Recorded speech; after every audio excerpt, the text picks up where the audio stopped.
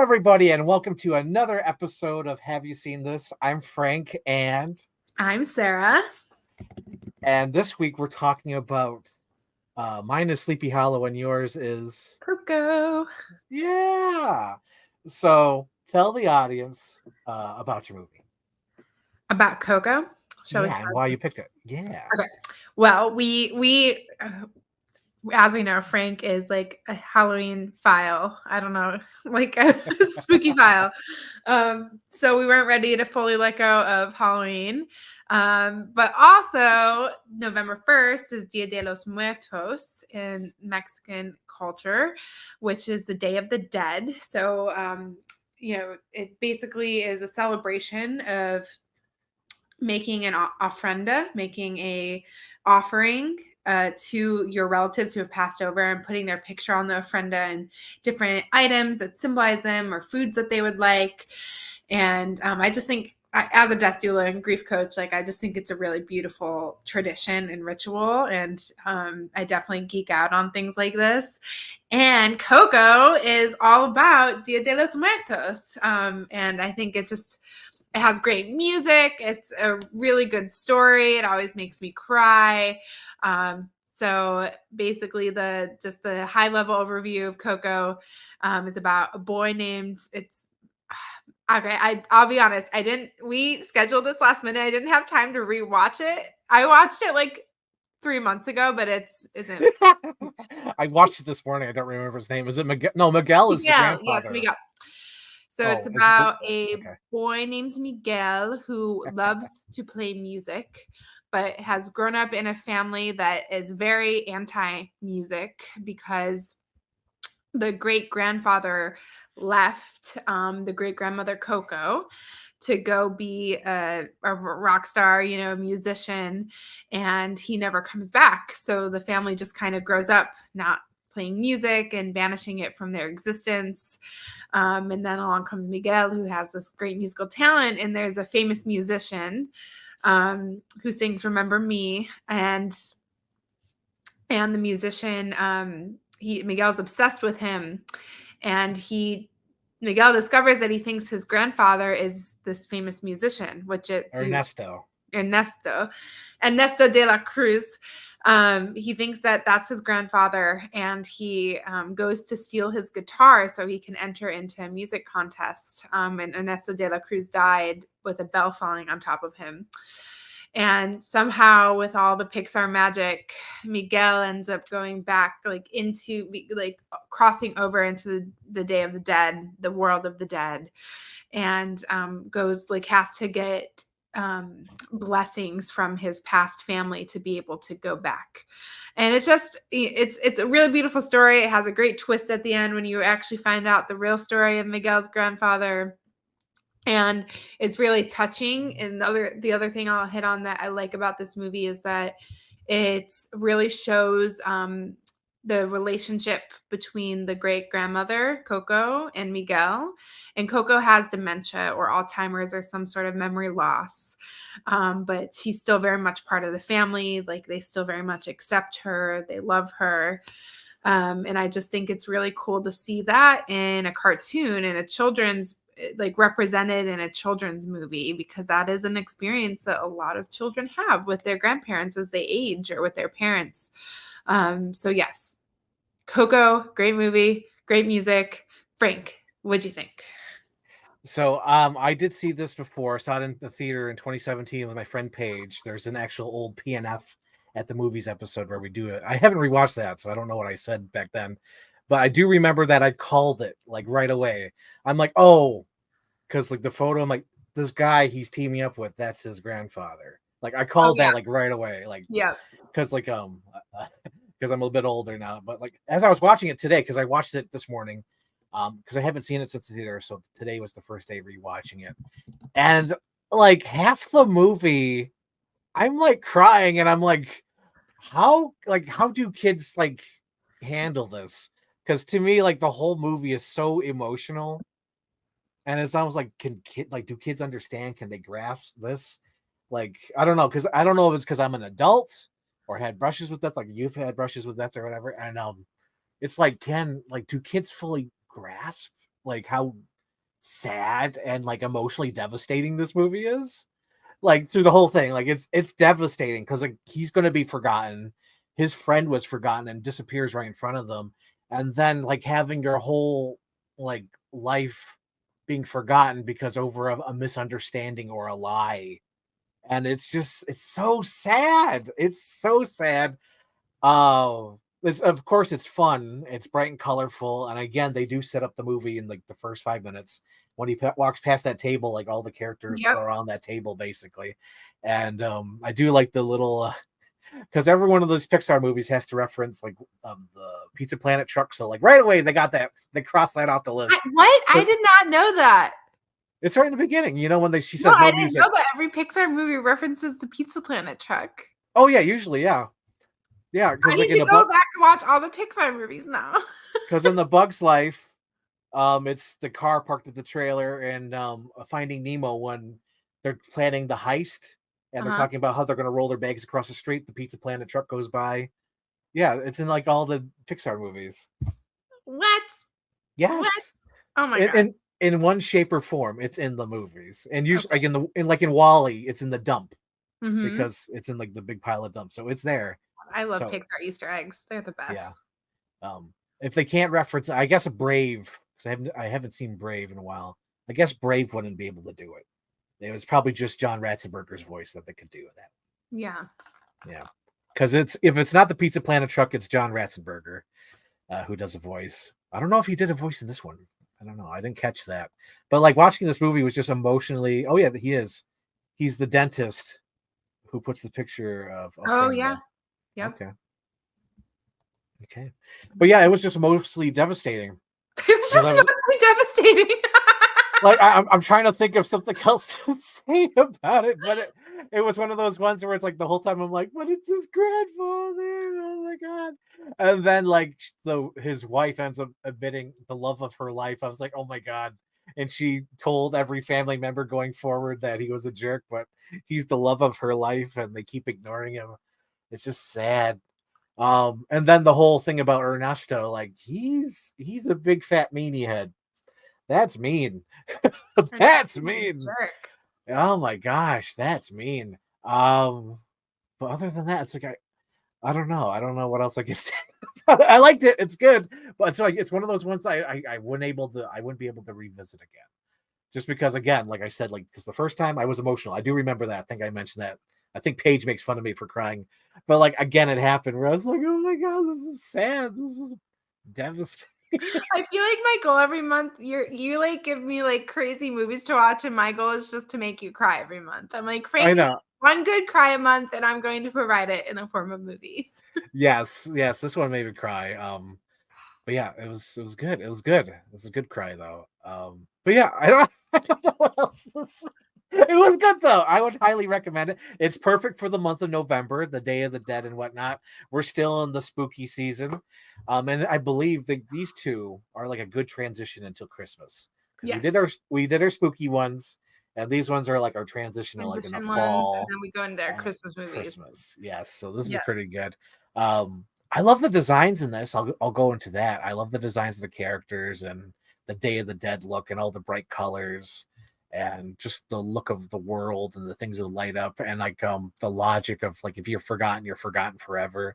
So like I feel like the message is important is like treat your family well, support your family, and then like do something that will inspire others, carry on and even keep like old letters and things like that. That comes into the movie as well, where it's like keep personal artifacts of your family from the past, letters, photos, because it's all important for the people who come later in life, grandchildren and children. But yeah, it's good. It's a good sad movie. It is a good one. I love, so funny fact about this movie. One time my friend Danielle was visiting me in DC, and we had a very unfortunate run-in with shrimp at a Thai food restaurant Oh that left God. us both with like a Don't terrible, look at me.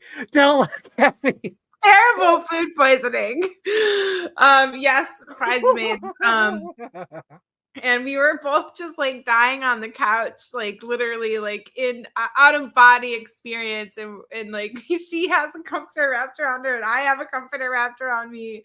Oh my And we're like, gosh. okay, let's just put on a movie where we can't sleep. We're so sick. And we we like start to put on Coco. Oh my god. And like Perfect we choice for food perfect, right? poisoning.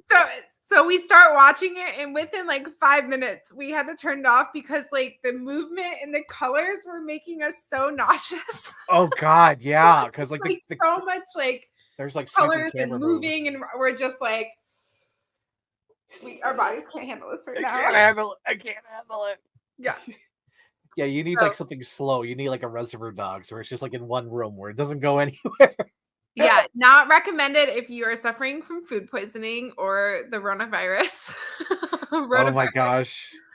Oh Um, man, yeah, the Ronavirus during this. Oh my gosh, yeah. It's just be yeah, like, it was not the best choice, but yeah.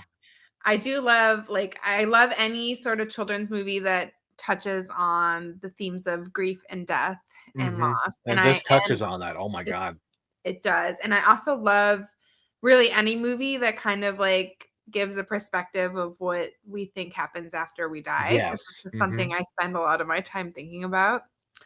So I think it's really interesting because the core theme of the movie really is, like you were saying, Frank, it's around this notion of holding on to memories, right? And Hmm. like that's what keeps people alive, right? Hmm. Exactly. And that's something that I experienced a lot. Like I never met my dad's parents, but I heard stories of my grandma Miller. Like I feel like I know my grandma Miller because I heard so many stories of Hmm. her growing up, right?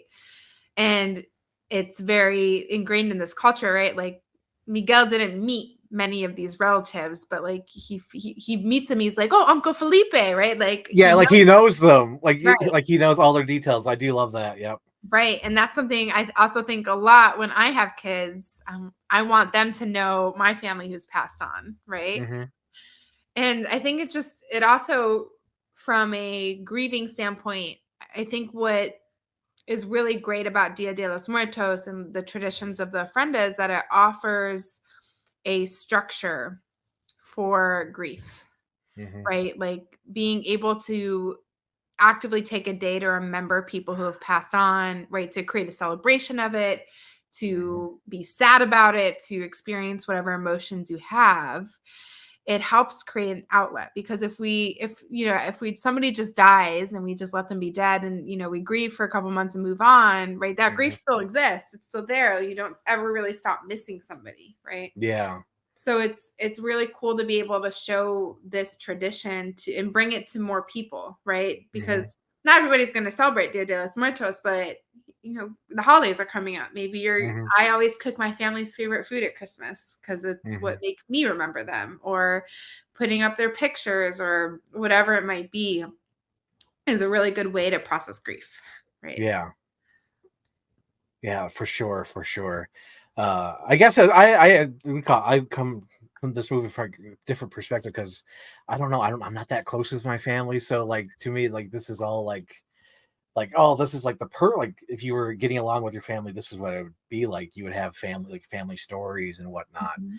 and I don't really have that. So when I watch this, it's like, oh, that's sweet that there's a family out there that's so connected, not only with what they do, it's like their entire generation like is carried forward to make Mhm. sure that people aren't forgotten. And I do think that's important, like just to do something with your life, um, or for your family, to be remembered. Like if you were a good person or whatnot, or if you were creative, if you did things. I feel like this movie does that very well. I would agree with that. But yeah, it's Yeah. good. It's a Yeah. good movie. So, what's your favorite scene in the movie? Ooh, good question. Yes. I really feel touched by the final scenes. I don't remember. It's kind of like I can't say it's one, but it's like the scene where um Miguel and what's his name? Victor, right? Victor? Yeah. They Victor. Yeah, I they believe so. realize that like he's his grandfather, and it's like Oh, seeing Hector. Hector. I knew it wasn't Yes. her name. Seeing Hector's face of like, oh my God, this is my great grandson, right? Like, I love that moment where they discover that they're related. Mm-hmm. And I also love, oh my God, man, mom, what's her name? The Hector's wife, Oh, Hector's wife. Ooh, Mama. oh. Is it just Mama? Yeah, they just call her Mama. No characters' names. Miguel's late great great grandfather, Hector's wife, is Mama. Mama Imelda. Yep. Mama Imelda. Yep. She's, first of all, she's so saucy. I love her so much. She's like just the most like Yes. saucy, like saucy, sassy, great grandma, matron of the family. But when she said, like, when you brought up that scene when she says, "That is the love of my life," Yeah. and you know, it's like it's finally she shows like a shred of like human and not like perfection or like rigidity, right? Yes, it's Um, perfect. so I really like that scene when they're she's singing on stage and like fighting for his life, right? And then right after he comes up to her and she's like, I don't know. I'll have to think about I this, have to right? think about it. Yeah, Even though she's been singing up there, and I feel yeah, like those dead members had never known that she could sing. That's yes. what I like. That they're so. That's another thing I did like about this movie. Like how like the family's so tight about things that they don't like, and they won't tell anybody. So when she starts singing on stage, and she has like a beautiful voice, they're like, "Oh my god, she can sing!" What? I also really Oh my like the scene gosh. when Dante starts to fly and he becomes his the spirit True dog, form, yes. his little That's wing. cute too. You have his little wings. Yeah. Let's see.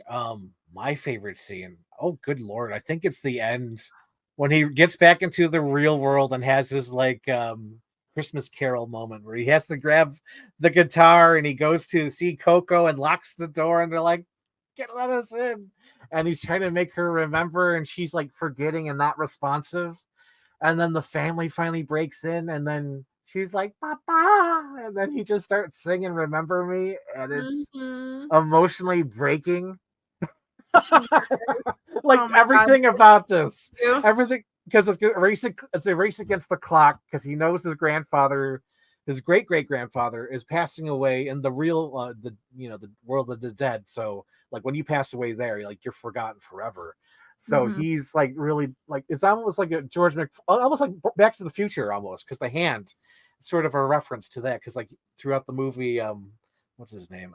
Miguel is turning into the skeleton. And it's like Back to the Future. He's the guy. He's got to put his family back together, you know.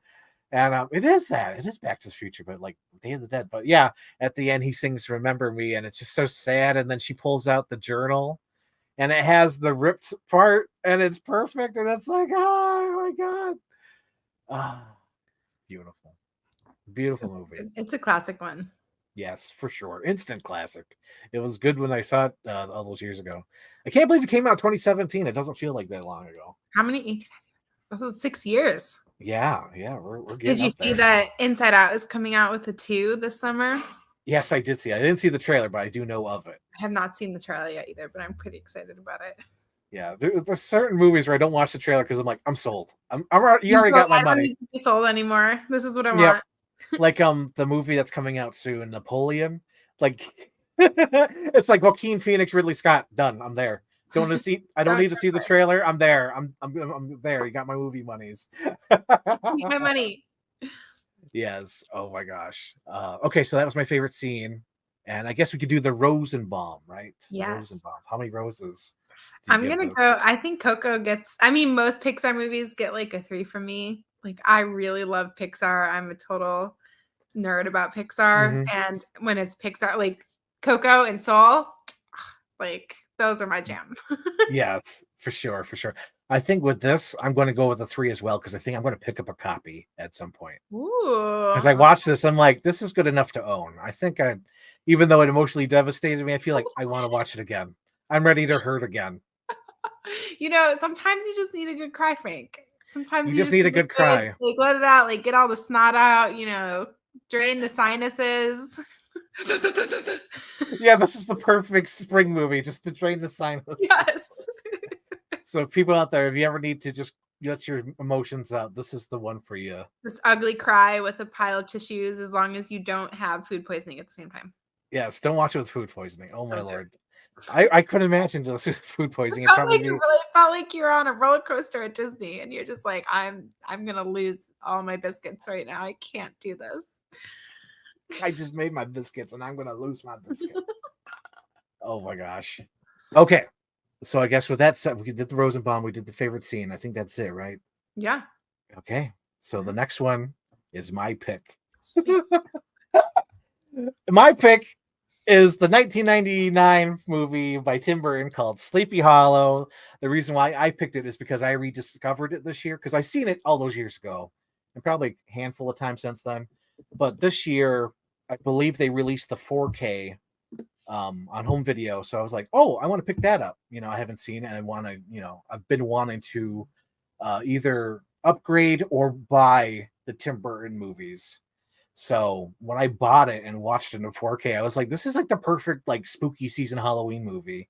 It's for those who don't know, it stars Johnny Depp, Christina Ricci, Christopher Walken, Casper Van Dien, I believe, is in the movie as well. And for all those Star Wars nerds out there, you got Palpatine, you got Count Dooku, you got the dad from Beetlejuice, you got Alfred from the Batman movies. He's in this, and then you got the Harry Potter guy. We Yep. told you. Everybody told you. Yep. Uncle Dudley, Yep. or what's his name? Uncle. I'm thinking Dumbledore. Dumbledore was the Dumbledore isn't the uncle in it too? Harry Potter's uncle. I believe so. Yeah, he's the guy who Got killed. has the talisman. The talisman. Yeah. You have a talisman. I'm look it up though. I believe that dude, the Van Tassel man, was Michael Gambon. Michael Gambon was Dumbledore. Oh wow, I missed that. Yeah. Yeah, he's the father to Christina Ricci. I think he's like my favorite character in the movie because there's a great scene. Oh, we'll get to it. But let me explain the movie. So the movie is about Sleepy Hollow calls for a detective to come solve the murders because there's been like four beheadings, but 5 graves or something, or 4 graves, 5 bodies. Anyway, they call Johnny Depp, and Johnny Depp, they're trying to get rid of him because Johnny Depp is sort of like he's like the guy that nobody likes because everyone's like, oh, if you found a dead body in the water, they drowned. He's like, no, but what if they were murdered? So like they're like, get rid of him. He's like the Nicholas Angel in Hot Fuzz. Yes. Get out of here. Go to the small town. So they send him to the small town, and he gets there, and he's always about reason and realistic and common sense. But when he gets there, everyone's like, oh no, it's the spirit. It's the spirit. And he's like, nonsense. It's gotta be a murder. And then he realizes very quickly that no, it is the spirit world. And there's some like shenanigans going on in the town. And then he has to go on this mystery. But it's a fun update of the Sleepy Hollow story. I very much enjoyed it. I think this is like my 4th time watching it this year for this rewatch because I just watched it before we did this. So I really do like this movie. And I'll talk about more, but I want to hear about what you thought of the movie. What did you think? I really enjoyed it. I really I already did not enjoy it. The music was okay. My one thing, this has got to be a me problem. I'm 99% sure this is a me problem, and not knowing how to use my soundbar. But like, oh my god, it's like real loud, and then I'm like, I can't hear any of the dialogue. That was the most annoying part. Was having to like up the volume, down the volume, up the volume, down the volume. And it took me tonight to finish it because as always, I fall asleep every time I watch any movie. So I like fell asleep like maybe 40 minutes in, and then like Ari's just sitting in the living room playing chess, and he like I wake up and he is like having such anxiety. He's like, that the music in that movie is really not okay. Oh, Frank. I'm sorry, we have to watch it again tomorrow. Oh my god. We gotta watch it again. We gotta keep going. Oh my gosh. I really liked I'm a big Johnny Depp fan. I like his style of movie. I love the colors of the movie. Yes. It's super interesting because sorry, scary. You have like interesting juxtaposition between like Coco and like Sleepy Hollow. Like the Yes, colors are just like that really cool it muted. really is. It's the opposite. Oh my It's like gosh. our backgrounds. It's like the perfect representation of us. Um, and let's see what else. I called the twist. I was like, oh, this stepmom is not like it's always Yeah, the stepmom. This lady is not always. okay. This is not right. So I was surprised when like they were like, she's dead, and I was like, what? No, like it was No. definitely her. She's definitely the one. And then there was the twist, and I'm like, okay, this makes more sense. Um, but I had a hard time keeping up with all the like the elders of the town. I was like, who is that? What's this? Like, like I think I need to go back and rewatch it to figure out all the family dynamics. I'm A like, third night. A third night. oh my god. I'm like, who goes to who? There's the Van Trapps, and then they're all married, and then these redheaded family. Like, what is this all connecting? Like, I like how they even explain that away because like Johnny Depp's trying to figure out, and she's like, "Well, everybody's married and related to each I know. other." Yeah, and then the family tree, and I'm like, I give up. This is everybody's related to everybody. It's fine. It's fine. It's It's fine. fine. This is fine. But I don't think I've ever seen the original Sleepy Hollow. Mhm. So I loosely know the story of Sleepy Hollow, but I Mhm. liked the interpretation of it. Also, what I thought was pretty funny is like, how can you have Christopher Walken in a movie and not have him really speak? Isn't Like, that great? Isn't it's that so great? weird. He could just be creepy by himself. I know, but I'm just like, I'm waiting for the headless horseman to crack something sarcastic or like to like say something, blast from the past year. I don't know, but I always said that Blast from the Past would be a great sitcom. Like, I'm oh my surprised they god. haven't done that. I know it's such a that's a whole That's a nother. We great should do movie. that movie sometime. We need to do that movie. Yeah. I've been wanting to Um, buy that because I love that movie so much. it's so good. But yeah, I was just giggling at like Christopher Walken being like Christopher Walken being the headless horseman, and he really only has like 2 scenes where his face is shown. So I bet you the rest of it doesn't even really need to be Christopher Walken. Like they probably just paid for him for like 2 days. Like You're not that far off because the stuntman is Ray Park. He's like famous for being Darth Maul from Star Wars and other okay. movies. So he was mostly the horseman, and I think Christopher Walken was only in like those couple of scenes. Yeah. But the teeth and the eyes. The teeth on The the teeth. eyes. The teeth. Ah! Creepy. Oh my god, so creepy. It's so And okay, good. this is a dumb question. First of all, I didn't realize this was made in 1999. Damn. Yes. Like it's really held up. Like I had no clue Yes, at right. all. Oh my god. Yeah. Yes. I mean, I'm like, Johnny Depp, you look really young, but like I didn't think it was that old. But Christina Ricci, is she the love interest? Yeah. What? Yeah, that's Christina Ricci. What? This is probably like 4 years after Casper. Because Casper's like 95 and this is 1999. Okay, Yeah. that was surprising. Like I kept looking, I'm like, I know Christina Ricci's in this, and she's one of the first people on the cast list. So I'm like, she's got to be the love interest, but Yeah. that does not look like Christina Ricci. It's just so weird to see her as a blonde. Yeah, that's her.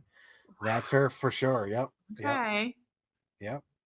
But yeah, the cast is stacked. Like if you watch like a lot of movies, I'm sure you recognize like just like by the faces, like, oh yeah, I know that guy, I know that guy, I know that guy. 'Cause there's a 100%. lot of that in this. Totally, totally. You mentioned color, and I wanted to say that. So when Tim Burton was filming this, like pre-production, he wanted to do it in black and white, but the studio wouldn't let him. So what he did was try to desaturate all the colors as he could to make it look black and white, cheat it. So that's why it looks like that because I think that's better than doing black and white filming because it yeah. adds such dimensionality to it. Yeah, totally. I also watched it like 2 different ways. So like, like the first 3 times earlier this year was my 4K disc. And then today I was cheating, so I just put on my streaming copy. And my streaming copy looks more black and white than the 4K. Like the 4K Ooh. really like separates the colors and all that and like really makes it stand out. But like the streaming one, it was like really dark. I was like, oh my gosh, it's not this dark on the disc. That's so weird. But yeah, I love this movie. I love this movie, Sarah. Like it's definitely like one of my new favorites that keeps just like going up the more I watch. I'm like, man, it's just like the atmosphere, it's the details, it's like the quirky acting. It's not too quirky because I feel like after Pirates of the Caribbean, Johnny Depp went like full quirky. Like he's got to go like 110%. Like this is like subtle quirky. Like Yes. Ichabod could be goofy, but like he's still believable as a detective, which I do Yes. like. I do like that. And just the costume designs, the set designs. Like I love movies like this because like they did it for real. It's not like nowadays where it just be like green screen and they have like one tree. This is like they actually had a studio and they built like a little mini forest and like filmed in What? there. Yeah, like That's they had to cool. like yeah, and they did find like some locations, but like a lot of the stuff they had to control like the elements. So they Mhm. filmed like in a studio or whatnot. But like, yeah, it's really well done. I love the little character of little Nasmith, his little assistant. Yep. And then like just some of the comedy in the movie where like he goes to see the witch and like she has like this vision and like passes out. And then he's like, we're leaving. What happened? We're leaving. We're leaving. We're I know. leaving. We're leaving. We're getting out of here. We're leaving. It's like, what happened? We're Gosh. leaving. And that Oh when my he just God. like passes out, like where was which scene was that where he just like full on passes out? Because he's talking to like the church guy because he has a talisman. He's like, "Get that thing out of your hand! What is this? It's my talisman to protect me from the horseman." And then the horseman cuts his head off, and Yes. then the head rolls down the hill and lands between his legs, and then he passes out after the horseman like grabs the head with the Yep. sword. He's like, "Oh geez," and he passes out. And then I love that scene. I was going to talk about it, but I had to stop myself just Let's because I hear had it. to finish the synopsis. But it's also my favorite scene. And my favorite scene sort of like a two-parter. So like the first part is like the dramatic scene where all the town elders tell him the situation. He's like, "You guys are crazy," but Yeah. then it So really it pays off in that scene. yes. We told you this. We all told you this. He's like, "No, you don't believe me. There's a headless horseman." He's like, "No, we do believe it. We told you." He says, "No, you weren't there. There was a headless horseman." "Yes, we told you. Everybody told you." And Everybody then told you. he passes out, and that's like my favorite scene ever because his acting's like, "No, you weren't there." He says, "No, we told you. We all told you. This is real. This is really happening." Oh my gosh, it's so good. Um, Although I do agree with you, Sarah. Because when I was younger, and I believe the reason why I didn't really revisit it until like years later, until now, but I always thought like the story was like overcomplicated. Like you got to kill this member and this member and this member and this member, and it's because of this and that. It's The like, will. yeah, it's like, oh my gosh, because I think I was a kid, I didn't understand any. Like 1999 when I saw it in the theater, I was like, I guess so. All right, I'll go with. But now I get it. It's very soap opera-y, which I do like. This is like now it holds up like gangbusters. Like watching it now, it's like, oh geez, this is perfect. This is almost like a mini series of television where there's like a mystery and they solve it. But it's all done within an hour and 45 minutes. Oh my god, what an era! What an era. What an era! Like Frank's all like, movie. why can't we have this anymore? I know. Why can't we have it? It could be done.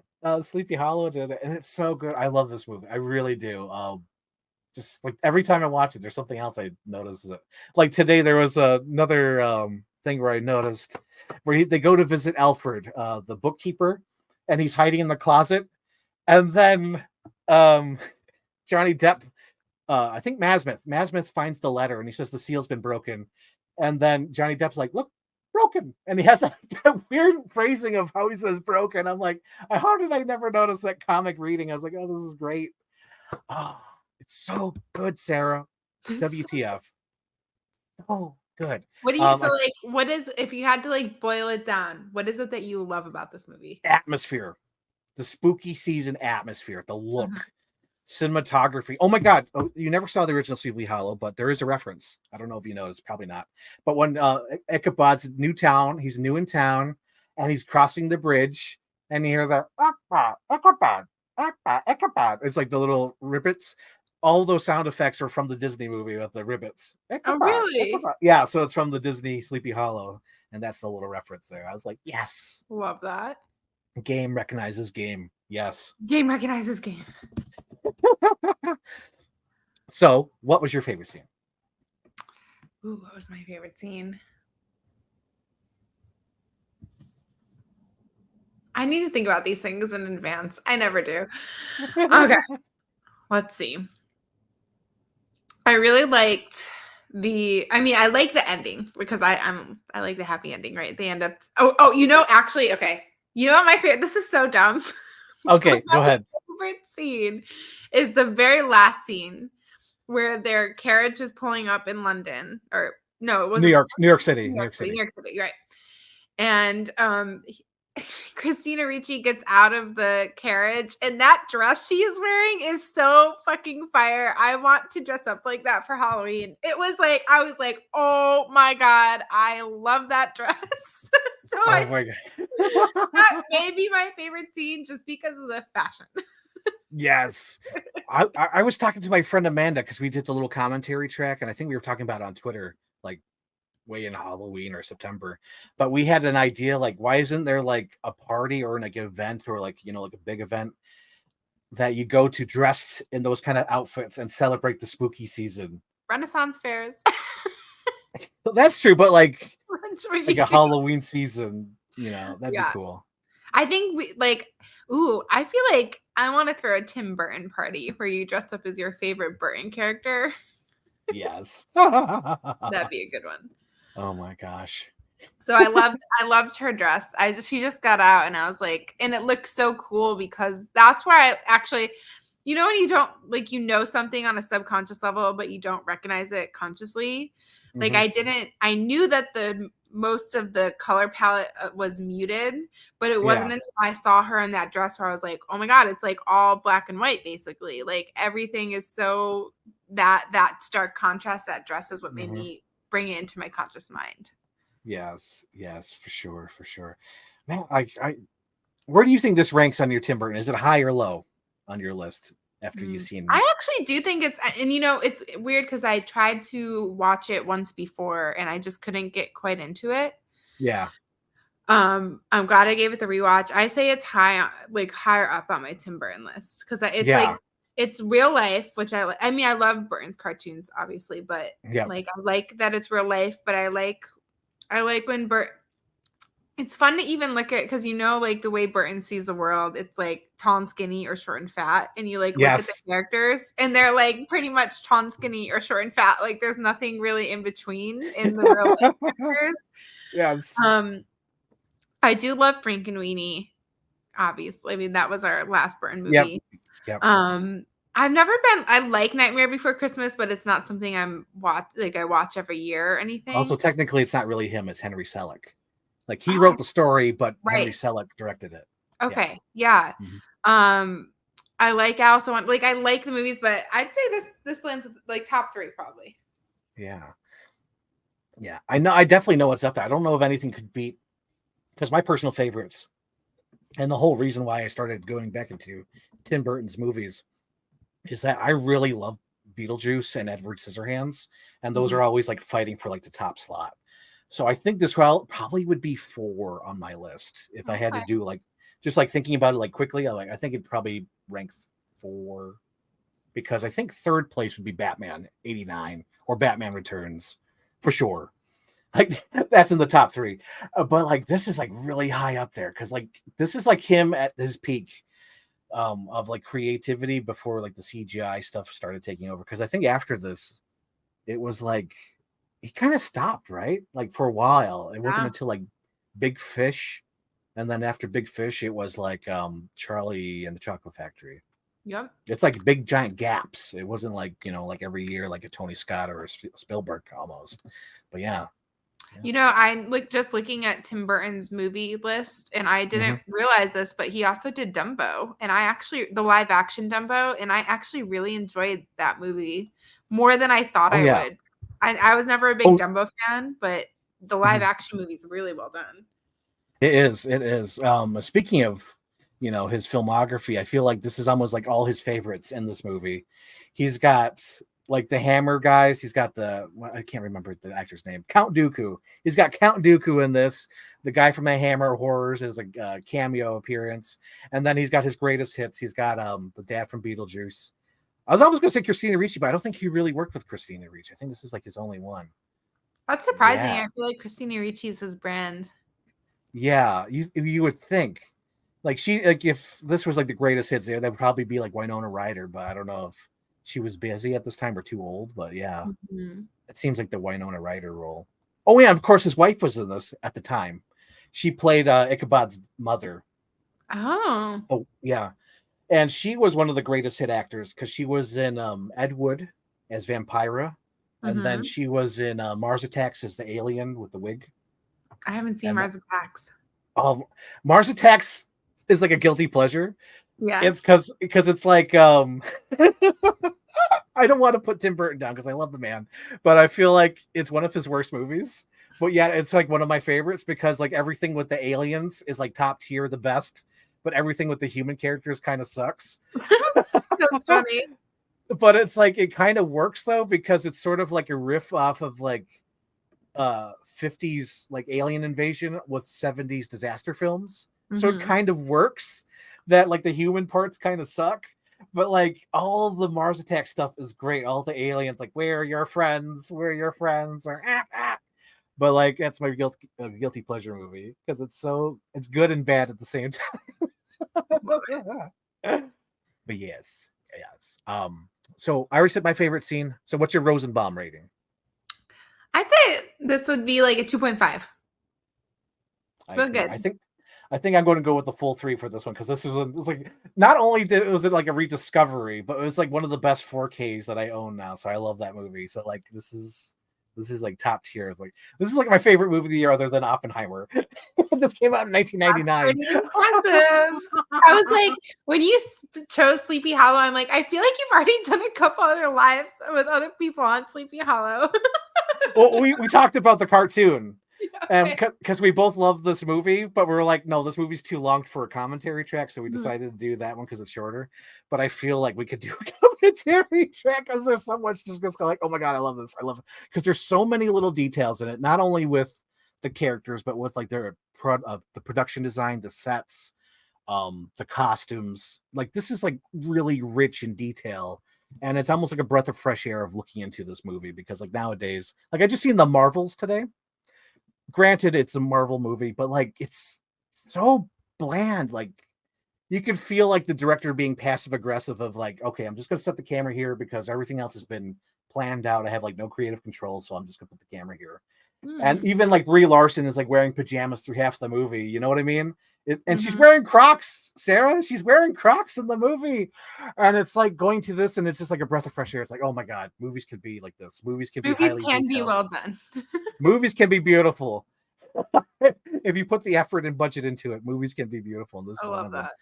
Oh my gosh. And I should admit, I have my little horror movie shelf over here of all these horror characters. I've been wanting it, but I haven't been able to pull the trigger because it's so expensive and it's like there's other things I want over it.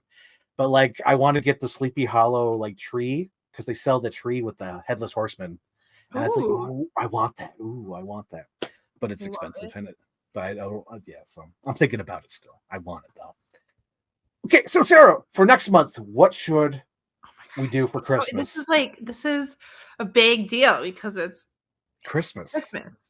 It's Christmas. It's Christmas. That's the thing. It's Christmas, Sarah. I'm like, I was like, and I also Christmas. realized what the audience doesn't know is like Frank and I were like, oh, we like, when are we gonna do this? And we texted on Thursday, so I like haven't had time to like. That's hilarious. Okay, so audience. Okay, so this is pre-recorded. It's not live. And the thing is, it's like me and Sarah always like, we'll get to it. We'll talk about it. We'll send a text or two.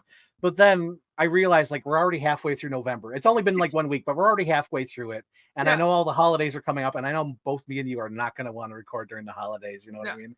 We're busy. We have other things to do. So I was like, oh my God, we have to do this. And you're like, can we do this now? Like, yeah, let's do it now. But I didn't do anything yet.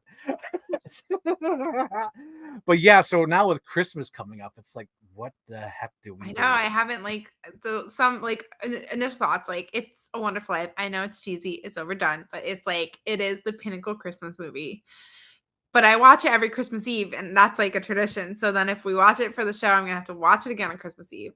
But then there's also I don't know if I was one of the movies I recommended last year when we did our live That's unboxing. right. The one Uh with Sarah Connor, right? was what?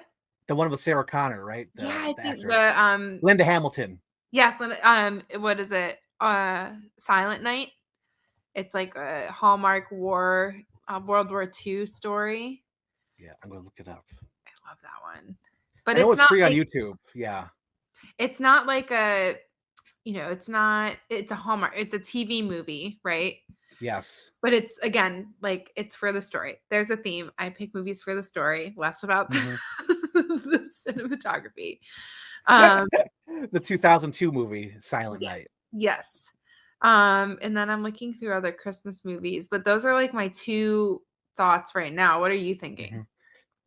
Like you said, with The Wonderful Life, I was thinking like maybe Home Alone, but like I've talked about Home Alone so much already. I feel like I'm breaking up whenever there's like a tight knit movie. Um, but I just bought it today, so it might be my pick. I bought the 4K of Polar Express, Oh, that's a good one. I love Polar Express. so I might pick that. Okay. I was thinking about the Polar Express too. It's a good one. It is a good one. It is a good one. And that was one of that was that one of the first movies they really did with the like they put the Oh sensors yeah, on? the motion capture. Yeah. Yeah, I think that was like the full motion, like the first full motion capture. And because I remember that happened, everyone called it creepy, and but like over the years, it slowly.